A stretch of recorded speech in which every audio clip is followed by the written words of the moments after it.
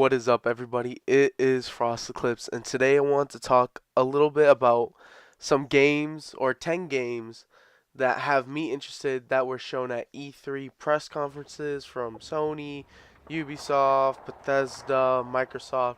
So I kind of just want to talk about these 10 games that I have, that I think have that have great potential to be really good games, but some of them have issues, and I'll kind of talk to you about, where their strengths and weaknesses are. So the first game I want to talk to you about is Recore.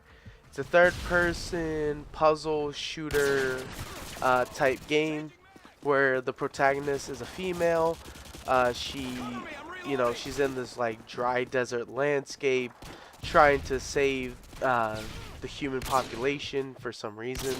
The story isn't completely clear why that is, but she has robot partners, and there's four different kinds: a heavy hitter, a small mobile one, and a medium size medium size one. But that's kind of the game. So that's first on our list I want to talk about. Second game I want to talk about is Watch Dogs 2. Now I want to talk about Watch Dogs 2 because when the Watch Dogs first came out, it had a really cool idea and feel to it. Now, obviously, the final product that came out wasn't to what everyone expected. It didn't look as good as what everyone expected, and it just didn't play and bring what Ubisoft promised to bring to us. So, I have to say, from the press conference and all the interviews, the creators of Watch Dogs 2 says, "Oh yeah, we've been listening. We have great graphics. We have great gameplay and all that." So maybe they did, actually listen. Maybe not. We'll have to see.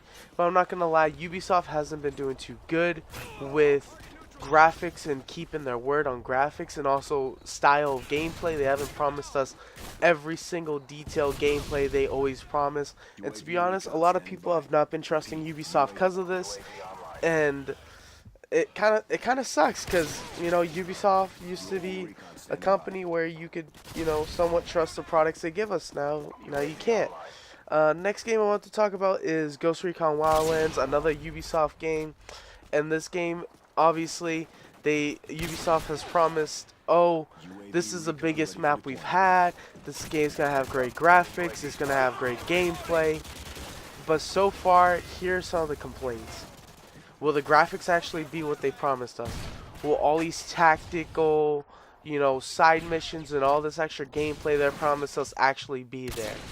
Will there be multiplayer? They haven't talked much about multiplayer. So far they've only talked about campaign and possibly the idea of co-op, which is cool, but I'm not gonna pay I'll speak for myself anyway. I'm not gonna pay $60 just for a story mode game that is Ghost Recon. Tom Clancy Ghost Recon. I mean, they've always had multiplayer. I remember playing Ghost Recon Future Soldier. They had multiplayer. I really enjoyed that. So if they don't have multiplayer, I'm not paying $60 for it, because you can't play Ghost Recon without multiplayer. It just doesn't work like that. But just kind of the same complaints coming at Ubisoft. They disappointed us with the graphics of Watch Dogs. They disappointed us with the graphics and gameplay of Division. They disappointed us with the graphics on Siege. If you guys remember Siege, it looked really good in some footage they showed us, but once we got the game, it didn't look like that. It did play somewhat how they promised, which was really good, and why Siege is still a really popular game, because it's a really fun game to play. And I just wish it looked better than what it is now. But next thing I want to talk to you about is Gears of War 4. Gears of War 4 looks really good. It's talking about how the son of Marcus and all that, and I played some of the multiplayer beta. It was kind of fun, even though I didn't get to do a whole lot. But I played Gears 1, 2, and 3, and a little bit of Judgment, but we're gonna pretend Judgment was never created.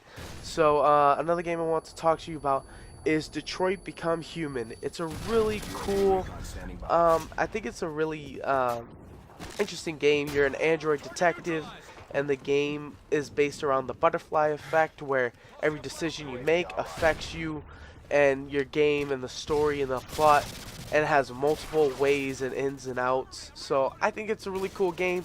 I hope it has really good story. I hope the gameplay is simple and understandable and just brings a great story. I just think it's a really cool concept. Another game I want to talk about is Scalebound. Scalebound is you're a guy who looks cool, wearing headphones, who's partners with the dragon. That just idea looks really cool to me. I was watching some of the co-op gameplay on the Microsoft presentation. It was like 5 minutes, maybe a little longer, but it was pretty cool. They were fighting, you know, 4 dragons against some big monster, and the gameplay looks really cool. It's kind of like a hack and slash style game, so looks pretty interesting. You know, something, you know, you guys can keep your eyes out for. Another game I'm really interested in is Horizon Zero Dawn. This is a PS4 exclusive. It's really cool. To me, it kind of feels like Far Cry on crack, kind of. Your protagonist is a huntress. She, you know, you're in some like post-apocalyptic style wild environment full of robotic dinosaurs and animals and stuff. It's just really cool. You guys should definitely check it out. There's definitely gameplay and trailers out there for you guys to see, and you can also go to the GameStop website and, you know, see the game there too.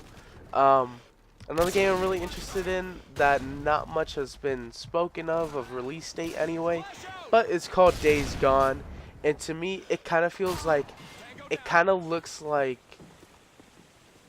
Dead Rising 3 and Last of Us just came together. You're a biker who's all alone, who's in an apocalyptic world where there are zombies everywhere, and you're just trying to survive. You're a bounty hunter. You hunt people, you kill people, you try to survive, you try to help others, you know, all types of stuff. But it's a really story-based game that's pretty cool. Another game I want to talk to you guys about is Titanfall 2. Titanfall 2 looks really, really good. They added more Titans, more, you know, just more stuff. I've always liked Titanfall, you know, so they've added Titans, guns, camos, you know, an actual story or campaign. So that's pretty cool. It's something to look forward to. It's by the creators who made, you know, the original Call of Duties, you know, Modern Warfare 2. The company Respawn. So I'm pretty excited for it. So I'm looking forward to that game. And last but not least, the last game on my list that I am really excited for, that I've seen multiplayer for, and I hope the graphics stay true to what has been shown, is Battlefield 1 by DICE and EA. Battlefield 1 looks amazing, going back to World War 1. It's just really cool concept. The gameplay looks phenomenal. I was watching the EA presentation, you know, watching all the celebrities and YouTubes there, Jack Frags, Merc Music, Zac Efron, Snoop Dogg, Wiz Khalifa, all those guys playing the game. You know, the game just looks cool. It was pretty funny. Also, if you guys look on, you know, Google or Twitter or whatever, you've probably seen the meme of Snoop Dogg smoking and the fog on one of the maps in Battlefield 1. So yeah, I'm really looking forward to Battlefield 1. I don't want to overhype it, but it looks highly, highly promising. And yeah, I'm just looking forward to these 10 games that have been presented at E3 so far this year.